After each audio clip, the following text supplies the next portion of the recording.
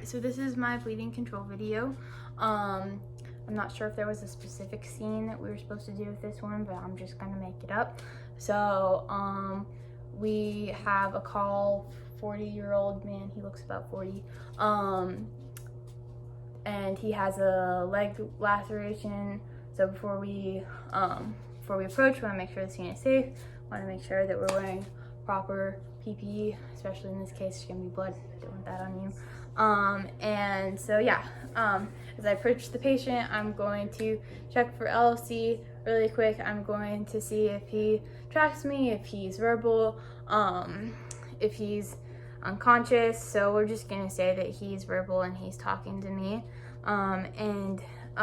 So I find him lying in the kitchen, blood pouring from his leg. The first thing I'm going to do is expose that injury. As you can see, blood is now currently gushing from his leg. And the first thing I'm going to do is apply direct pressure with a sterile dressing. So I'll do that. We'll just say that this doesn't work. I'm going to leave the saturated dressing on my patient to make sure that by pulling it off, I could disturb the clotting process, reopen the wound, and make the bleeding worse. So I'm going to leave all saturated dressings on. And so, but it's not working. I might apply another sterile dressing, direct pressure. That's not working. I'm now going to apply a tourniquet. So just to keep in mind, if my patient is awake and oriented, this is gonna hurt them a lot. So I'm going to explain to them what I'm doing. I'm going to explain to them why I need to do it. And I'm going to make sure that I'm talking to them the whole time, because if somebody just applied this, I've had this put on me very tightly by my wonderful wilderness first aid teacher, and it hurt a lot, and he didn't even tighten it very much. So anyways, so just pretend like I left these on. I want to make sure that you can see that I'm doing this right. So these have stayed on, but his leg is rather small for a 40-year-old man. So I'm going to apply my tourniquet a couple inches above the wound. I'm going to secure it on his leg, and then I'm going to take my handy dandy little handle. I'm going to twist it until I can feel that it's tight.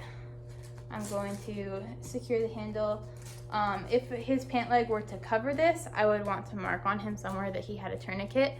And I'm also going to want to put the time. And if I marked on him somewhere, I'd also want to put the location of the tourniquet. So time here, we learned in lab today that the safe amount of time to leave a tourniquet on before there is possible damage or likely damage is about 2 hours. So that's why time is important. Also, after I place this tourniquet, I'm going to want to check my CSMs in his extremity below the tourniquet, make sure that he shouldn't have a pulse down there. He shouldn't have a field pulse at this point. And we're hoping to cut off all blood flow. So that's why I'd be checking that.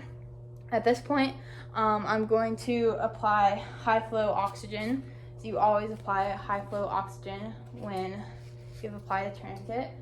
So I'm going to apply my non-rebreather, secure it to my patient's face. Oh, and before I did this, as I mentioned in the oxygen video, I would set my flow rate to 15 liters per minute. I would place my fingers over the valve and make sure the bag was inflating before I applied the mask to my patient. And then when I'm transporting this patient, this is a situation that requires immediate transport. I would not be lollygagging and telling you what I was doing in this case. This is a load and go. I would want to elevate my patient's leg a little bit, and I would want to apply a blanket. I don't want his body doing any extra work to keep him warm. So yeah, that is my bleeding control video.